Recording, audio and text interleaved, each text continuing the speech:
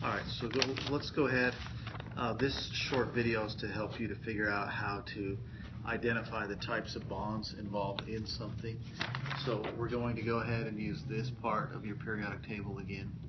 On this part of the periodic table, you'll notice in the bottom corner, like for lithium, there's a number right there, 0.9, 0.09.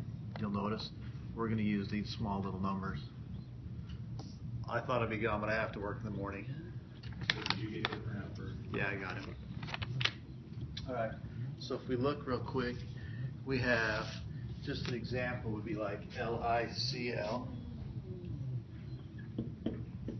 And we want to know the type of bond involved in lithium chloride.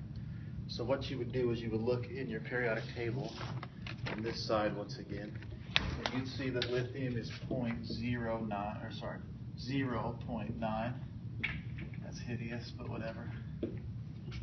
And then you could see here that chlorine is 3.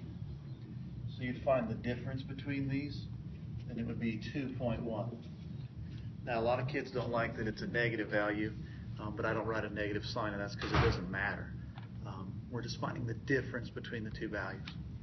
So now that we have this value of 2.1, we can look right here on our periodic table, and it gives you the values. So right here it says an ionic bond is a bond between a metal and a non-metal atom, or differences greater than 1.7. So this is definitely bigger than 1.7. So we would say that this is ionic. Now the part that might trick some kids up is if I give you something like N2O5.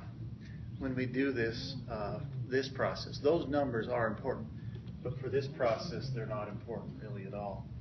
It's just bonds between N's and O's. So once again, I use my periodic table.